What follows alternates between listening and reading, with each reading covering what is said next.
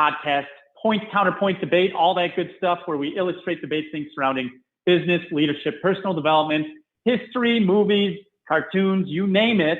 We talk about it here, and we try to have some fun along the way, just to make sure you think twice before implementing that new idea you just found on the interwebs. Hi, I am Brad James. And I'm Michael Rampolla.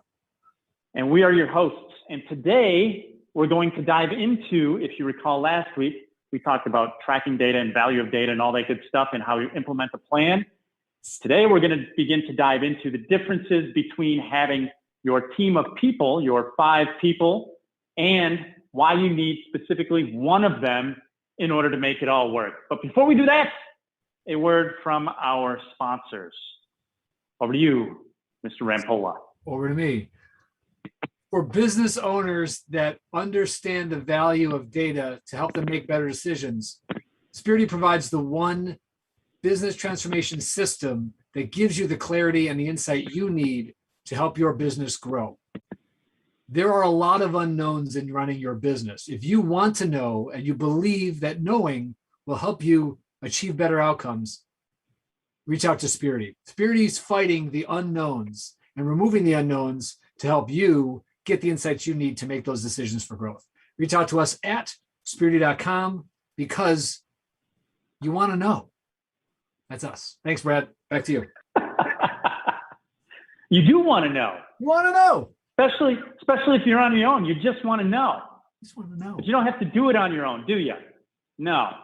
Especially when it comes to marketing and sales stuff. Often those things get left in the dust when you're working in the day-to-day. So sometimes we forget about branding, creating content, especially if you're trying to manage all those social media platforms because you really don't know what works, so you're just throwing stuff out there sporadically. Do me a favor, hit up my friend Erin over at Cream City Marketing. She's going to help you out. Her email is erin@creamcitymarketing.com, where their goal is to relieve the stress of marketing so you can do all the rest. All right, with that little bit of a recap from last week. Last week, if you recall, we dove into some details around scoring the value of the activity you're doing in your process. Especially, we used to talk about customer acquisition in comparison to baseball was one of the metaphors we went over. But you really have to think about doing that in every part of your business. And so today, Michael and I want to walk through some categories of people that we know everybody should have. You probably have a few of them. And we're not talking about disciplinary. We're talking about in terms of the roles they play for you as a small business owner that's trying to grow a scaling, growing company and how that works.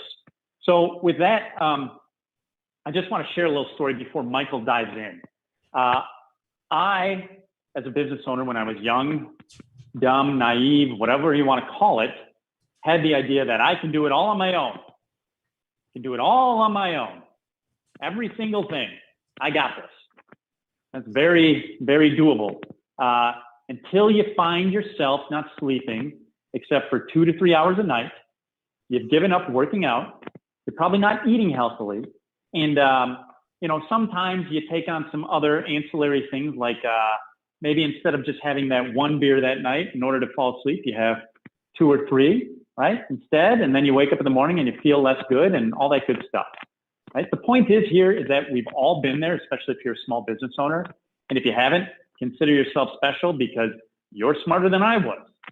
At the same point in time, I learned because I went through that pain that I needed to find specific groups of people, not specifically in terms of like disciplinary skill sets, even though that was a part of it.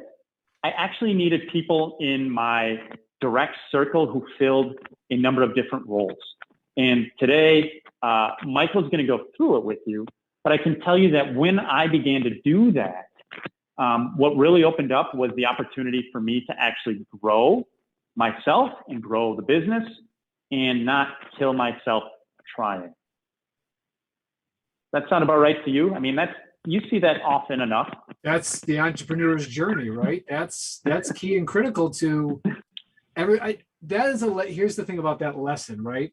That is a lesson that no matter how many times you hear it, you must learn it from experience. Everybody says you don't have to do it by yourself. Everybody says you can get some help. Everybody says they want to help.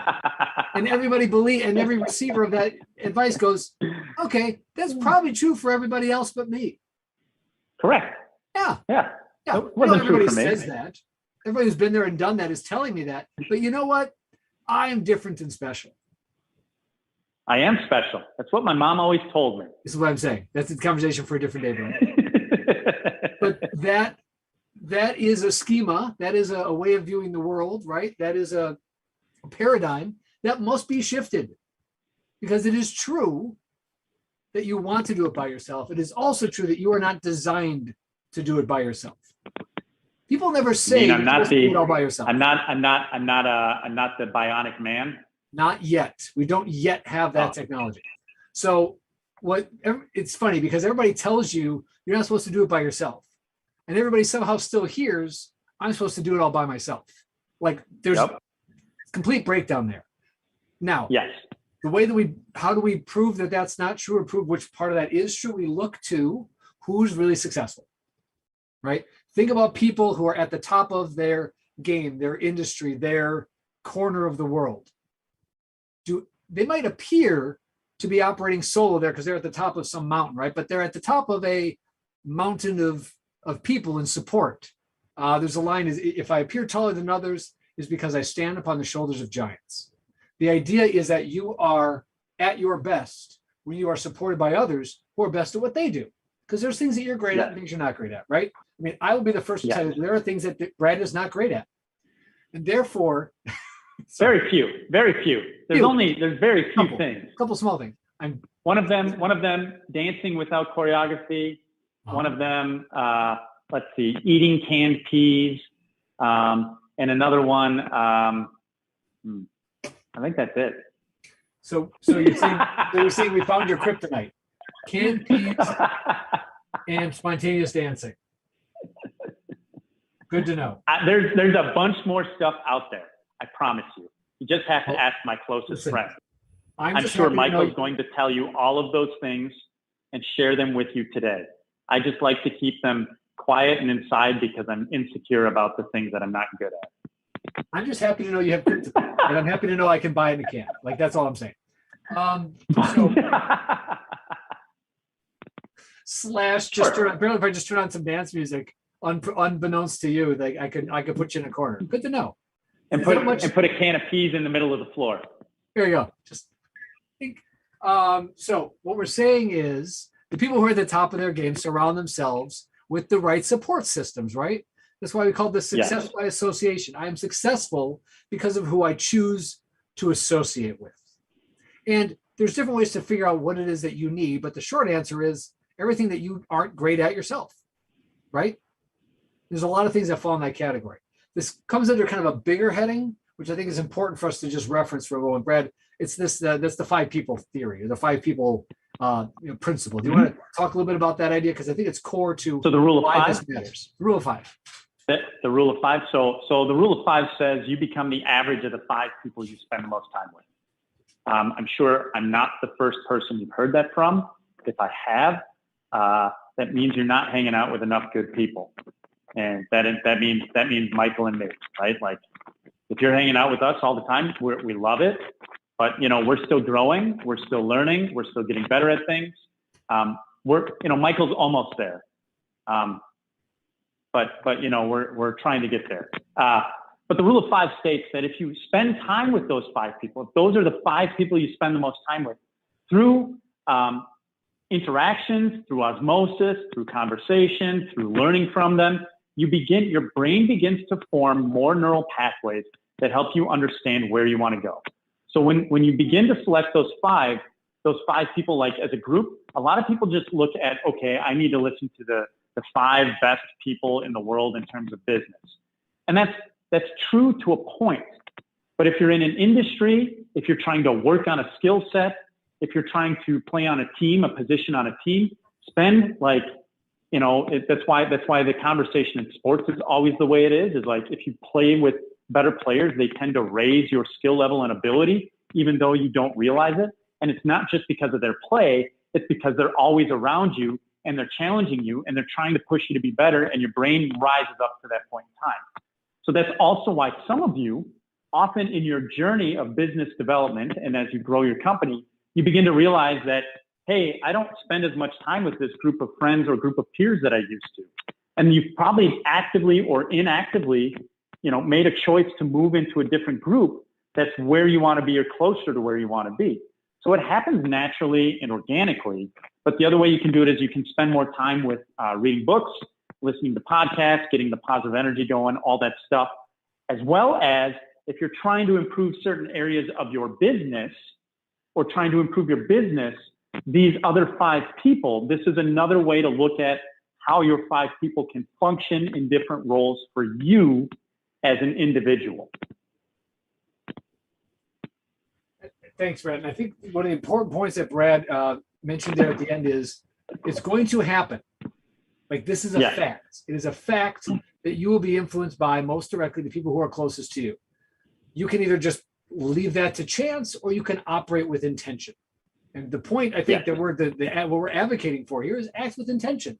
If you want to achieve more, grow more, be better, right? Then you're the player who's going to choose to practice with the varsity squad, or you're going to, put yourself in a position to be the low end of the scale, right? Some people really love. You got to lean into discomfort.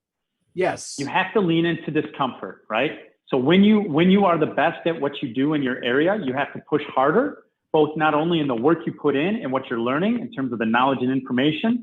Hey, that falls under expert, as well as the people who are laying out plans. The plans get a little more complex. Hey, consultant, as well as maybe your mentors. Your mentors are going to need to have different experience. Hey, and then you're also going to need to level up the area of people holding you accountable, which is the one we're really going to talk about, AKA your coach. And then your counselor. Your counselor is also going to be able to give you different advice. And sometimes you're going to have to jump from one to the next. So as we go through this, I've got stories for all of these. I know we're going to focus on 3 of them, but I want to make sure that people understand the context of why this is important. And hopefully you just caught a little bit of a glimpse, a taste of it. Excellent. Well done. That was perfect. Nice head up overview. And just grab the discomfort idea, right? By the way, I'm being yelled at for not liking canned peas. And that's about it. You drop a comment and then I will answer that comment wherever that is. People are upset with you for not, is it the Canned Peas Advocacy Association? I mean, it's PETA. I was good. Peas for everyone, always. Super. I don't know. Yeah. Peas Council. Here's the discomfort idea, right? If you are always comfortable, you are not growing. Correct. We are talking to the people who want to be growing. And let me just, I'm not telling you to sign off because, hey, we love all of our viewers. But here's what I am telling you. We're going to talk to you about how to grow. Growing is change. Change is uncomfortable. That's all back to science, right? So if you want to get better, you're going to have to evaluate your current 5, if you will, and ensure that they are all pushing and encouraging you, that they are encouraging that discomfort, leaning into and helping you be there. If you keep the same 5 all the time, then at some point that's just going to level out. You're going to say, I'm good with where I am and I never want to get better or change. And if that's good for you, that's great. We're talking to the people who want better and want more. We're talking to people who want greater success. For those people, you've got these different roles that need to be played, and understanding the differences between them enables you to leverage them for the success you're desiring. So, Brad, I think you did a great job there, just kind of nailing each one of these for its specific function. So why don't we go back to those, and which one do you want to talk about its function first? Well, let's start with the 2 that I think most people probably have in a mentor and in a counselor. Those are 2 that I know more often than not people think about, and they go, hey, I have a mentor or somebody in that area who's advising me based on their experiences, right? So a mentor is going to advise you based on their experiences or knowledge, or they've had all of these people before too. So what they're going to do is share with you what they know and mentor you. But the thing about mentors, and if you haven't realized this yet, most mentors give you their time for things other than money or any type of benefit outside of they care about you. They love you. They want you to succeed. For me growing up, one of my mentors, a mentor was my grandpa, a mentor was my dad, right? Both of them. Or a mentor was a teacher or an educator at some point in time. And that mentor, what they did was they said, hey, they challenged my thought process. But at the end of the day, here's the difference. At the end of the day, that mentor really does not have a stake in your success as a business owner or as a leader, right? They want you to succeed, but the risk to them is low or non-existent. Right. They probably will continue to talk to you even if you fail, right? So they don't have a stake in your actual financial or professional or personal success. All right. So I want to make that very clear so we can understand how these roles all work. Okay. The other person is the counselor. And sometimes that same person will also act as the counselor. More often than not, though, as you grow in your business and in your personal life and in any of those categories, your counselor will shift. Okay. Your counselor tends to sometimes be the friends who, I just clarified, plug your ears if you got kids in the room, is the person you bitch to or complain about. And I think that's really clear. Like, they're just going to listen. They're going to listen to you complain. They're going to have empathy for you. And more often than not, this is the person who, again, the stake is if you have a therapist, that's great. That's part of what they're trying to do. They're trying to help you through your mental stuff and untangling things and give you access to somebody who doesn't, their stake in the game has nothing to do with your financial success. It has to do with your mental growth and mental ability to grow as a person and get things off of your chest. One of my favorite episodes of, How I Met Your Mother was the whole yelling downhill thing, where when you got yelled at work, you went home, you yelled at your wife, you yelled at your dog, and your wife yelled at the dog and the dog barked at the kid. And then the kid came out, kicked your boss in the shin, and it went full circle. So like, this is a very critical thing. And I'm not saying that that's the right way to handle it, but it's always good to set boundaries with this type of person, because that person is going to be there for you and listen to you. And if you're in a couple, often this is your significant other. And there's some ways that you can work through that stuff too, in terms of setting boundaries. I like, there's a lot of great ways out there, including DBT and some other relationship stuff that hopefully at the Sketchy soiree we'll have somebody speaking about. So interesting. All right. So those are the two I want to start with, because those two don't directly impact your ability to grow your business from a business skill set standpoint. Yes, from an empathy and talking, and yes, from like an experience and wisdom standpoint. Your mentors also can be like the books you read, like, hey, again, I brought this up before, this one, or How to Win Friends and Influence People, Dale Carnegie. Like, those are mentors in a lot of ways. Yeah, I call Stephen Covey a mentor. I've never met the man, but the way that he framed out the 7 habits and the way that I took that stuff as, wow, this is not about business. This is about the way the world works. These are principles and paradigms that are universal. Yeah. I consider him a mentor, even though I've never actually had any interaction with him, because the role is wisdom from experience. Exactly what you talked about. Yep. So the other thing I'm hearing you say, and it's important to have counselors in different areas, because they help you with your mental and your emotional well-being. If all I am is mentally, emotionally well, and getting wisdom from somebody else's experience, those are good for me as a human being. Yes, they are. They are not the direct contributors to my business growth. Correct. Put me in a better position, but they don't actually functionally make it happen. There's an indirect correlation, and we're making a point about the value of the direct correlation. So let's hit the 3 that really do make the biggest impact. All right. So these 3 are important from a couple of reasons. And let's start on the right side. So expert, consultant, and then coach.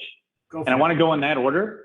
So experts are people who have great information and know-how on, think of like the nuts and bolts of how to implement something, whether that's marketing, sales, finance, HR, think about the core pieces of your business. Maybe it's a retail expert. Maybe it's a industry specific thing, right? So with a lot of engineers, maybe in like water technology. With water technology, you're going to have experts in different areas in terms of like flow or like construction of pipes, or in terms of like washers and sealants, right? So you're going to have experts in very specific things and very broad things, right? In terms of other things, you're going to have experts potentially in like, hey, we're at BPods, we're experts in beekeeping, right? But it's just this source of information and know-how. They don't actively lay out a plan unless they have that as a service. So it's good information to understand the theory and practice, but it doesn't actually help you directly. So it's good information, right? You need it in order to execute. Whereas a consultant in that area, a consultant is actually going to diagnose, they're going to observe and diagnose, and then lay out a plan for you more often than not. Now, some consultants may get their hands dirty, but that leads them to being more of a builder in your business. And we're not talking about the builders today, because you hire builders, you outsource building, all of that stuff. But consultants are the ones who lay out the frameworks and the plans and say, hey, here are the steps you need to go. Now, I would imagine all of you have those 4 people somewhere in your business and in your world. Every single one of them. Yep. The one that most people miss, and this is where we as human beings are lazy. We are innately biological creatures, and we are lazy, because the idea of biology is that your body wants to have as little stress on its biological systems and its well-being as possible, because that's what biological systems do. And the stress is only supposed to happen when your lizard brain flares up, fight, flight, or freeze. And that's like the basis of biology in the world. Yep. Okay? Because the goal is just survive. Survival does not mean stress. This is where human beings are very different, because we have really complex brain structures, along with some other animals who also, as we're learning, do some really crazy things too, which are really cool, which is why I love bees. But if you look at the brain structure, since we are inherently lazy, we end up going, hey, great, I need a mentor. I want to hear the experience, because that's fun. That's good for me. And then guess what? I want to be able to vent to somebody. Hey, I need that counselor. And between the two of them, they say, hey, you should probably go talk to somebody who has more information on this thing. Great. So I go find an expert. That expert says, hey, here's all the information. It's the encyclopedia on X. And then they're like, hey, but that's all I can do for you. So you need to go find somebody who can help you build out a plan for you, because what I'm sharing with you doesn't necessarily work for everybody. So you need somebody who's very specific and can apply it. Okay, so then you find the consultant. The consultant goes, hey, I understand what you're doing. Let's apply this. Here's the plan. Now the thing is I'm just laying out the plan for you. If you follow this to a T, you should be good. And then they leave. And then they're like, great, I got a plan. And you start it, and you're doing it for a couple days or a couple weeks. And then all of a sudden you fall off because it's not getting the results fast enough for you. And you go, crap, what is wrong? Is it me? And then you question all the people who told you to do that stuff. Oh, tell me about it. And then you hate them. Talk about that. And then you get mad. About it. So you go back to the consultant and you say, hey, your plan doesn't work. And they go, dude, you didn't follow the plan. And they say, maybe your information's wrong. Then you go back to the expert and you're like, hey, your information is way off. Doesn't work for me. That this was the right information. And they're like, well, I gave you the information. I didn't say I would apply it, and then they're like, hey, leave me alone. And then you're like, darn it, I need to go talk to the counselor. And the counselor's like, well, blah, blah, blah. What did they tell you to do? And they're like, they think about it. And they go, well, maybe you need to think about it. And then you just get angry at them. And so then you go back to the mentor and you expect the mentor to do everything. And remember, they are the person with the least amount of stake in your business. So they don't care. They don't. This leads me to the point. You, but they don't care that the plan isn't working. Correct. This leads me to the point, and most mentors, let's be honest, most mentors are older, and that's great, but they don't understand how things may work today in this world. Which leads me to the 5th person, and the 3rd leg of this execution stool. This is the coach, okay? And if you do not have a coach, and what I mean by a coach, boiling it down, most people who are successful have many, many coaches. And those coaches all align in different areas of things. But the coach's job is to do one simple thing. It's very simple. They hold you accountable. That's it. Like at the root of what a coach does, is they hold you accountable. Would you say that's about right, Michael? Nailed it. That's their job, because it's based on it. Everybody else did their part, right? And if you stop here, right, what happens next? Exactly what Brad talked about. If you don't do the thing you set yourself up to do, then you're absolutely going to just kind of play the whole thing back, get back up to the top of the order, and go, I don't know what to do next. And there may be some truth in my history to that story that I laid out for you, based on some stuff. Got it. So, now, what is the accountability to? What is the coach holding you accountable to? So you've got a plan if you've talked to an expert and a consultant. So the expert's laying out the information so you understand how the plan is supposed to work. The consultant has customized the plan to what you need to do most of the time. There's probably always going to be a few tweaks, but the coach is the one that holds you accountable to that plan. And then when that tweak comes up that doesn't exactly fit, they're there to help you navigate how to pivot it. So I think back to, like I ran track in high school. So it's kind of like my track coach. When I was doing triple jump, I had a head coach and I had a jumping coach. And the head coach said, hey, here's the basics of it. Here's what you do. They handed me off to a more specific coach. That coach then held me accountable to a plan that was laid out between him and the head coach. And so we followed the plan. And then when that plan didn't exactly work because my mechanics, my biological mechanics didn't work exactly the way it was supposed to, that coach helped me maneuver that plan and still held me accountable to the plan in order to achieve the goal. You need that, especially in business. Business is hard. It is very harsh on the mental brain, which is why you need a counselor, as well as it's very harsh in terms of following through on the execution of it. Because your counselor is not going to understand the execution of how that is, but your coach, especially if it's in a specific discipline, is going to hold you accountable to it. Absolutely right. So the coach is aligned to me, and they're helping. So what we're talking about, what everybody cares about, right? The coach cares about successful outcomes. Out of all the five, they're the one or ones, if you're getting multiple, and you should, they're the ones who care about successful outcomes. And they know, here's the plan. I'm holding you accountable to the plan, and I'm holding you accountable to the outcome. Because if the plan isn't getting us to the outcome, we adjust the plan to get to the outcome. That's the coach's job. Think about a sports coach, right? We're running this set of plays. Is it working? No. Well, we should probably adjust that because we all care about the outcome, right? Yes. To Brad's point, right? That's a great example. Business coaches do the same thing. Number one thing we always talk about with business owners is, what's your revenue number? What do you need to be bringing in from a revenue standpoint for your business to be solid? And if that's not happening, it's absolutely as much on me as the coach as it is on the business owner, because that means I need to help them figure out a better plan and ensure that they're doing what they need to do to get the plan accomplished so that they get their revenue goal, because that's what I'm accountable to. I'm accountable to their number one priority. Yeah. Because if I'm not doing that job, I'm not doing any job for them. I have no value. Because they've got everything else. I'm curious to everybody who watches this, if you actually have somebody you can identify as that coach.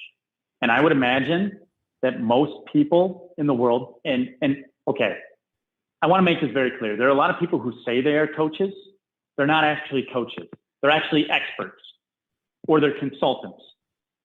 Okay? They say they're coaches, talk about it, but they're actually experts or consultants, because they are not going to follow up and hold you accountable to the system. Now, that doesn't mean some of them aren't, okay? And a lot of these roles sometimes do overlap. And I think that's also important to understand. But the point is that you need somebody who's going to hold you accountable. And what I mean by that is they're going to help you take that plan, build it into bite-sized chunks so that you can execute it on your schedule and adjust it as needed. So we're at the end of our time. We actually put together a great opportunity for all of you out there, in order to do this, to actually get some one-on-one time with some great experts, some great coaches, some great consultants, and even a counselor.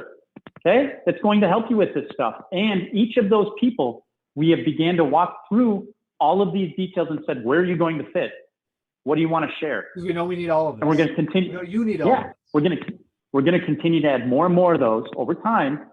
But our initial group, we've got a great group set for you that's going to work in different areas. So marketing, sales, financial, and even like in the mental stuff to help you figure out how to move that stuff forward. And you're going to leave that event with at least a plan and an option to choose whether or not you're going to want to coach. Because we can't coach you in literally a half a day, right? Coaching is a consistent thing. We can lay it out for you in the basics, but then I promise you, you're probably going to leave and not necessarily want to hold yourself accountable unless you're the most disciplined person on the planet, which if you are, there are some of them out there. Good for you. You're one of them. We call them unicorns, evidently. That's the new term these days. So well done. Good for you. High five. If you're not one of those, hey, it's okay to get help. The only way that I do all the stuff that I'm doing, the only way that Michael does all the stuff he's doing, and in fact, it's the only way that all of my clients do all the stuff that they're doing, period. There you go. So with that, I think that's the end of our show. We got some great stuff planned for you for next week, but stay tuned. And if you're looking for more information on that event, it's sketchyevents.com for the people who don't know how to spell. And if you're super smart and sophisticated, sketchysoiree.com. Ooh. If you don't know how to spell soiree, right? Use events. We got backup plans for you. We got backup plans. We're trying to make it easy for those, but for those of you who are fancy, if you're fancy. Sketchy soiree if you're fancy. And if you're not, events. I love it. It's coming up. We're awesome. Putting some stuff together. We want to hear what you think about it. If you've got some other thoughts, again, this is our beta event. We're going to run this over and over again. But for those of you who come, we've got some special things set up for you. And we're going to make sure we go above and beyond, and then we're going to get feedback. And if you didn't like it, we're going to make it right. That's the big thing about it. So how you beta? There's our little pitch for the day. You want to call it that? A little pitch? Yeah. Little pitch? Little pitch. All right. Little pitch. Until next week, when we do this again with another sketchy idea. Hi and bye. I am Brad James. And I am Michael Rampolla. And remember, just because it's a sketchy idea doesn't mean it's not worth exploring. We'll see you next time.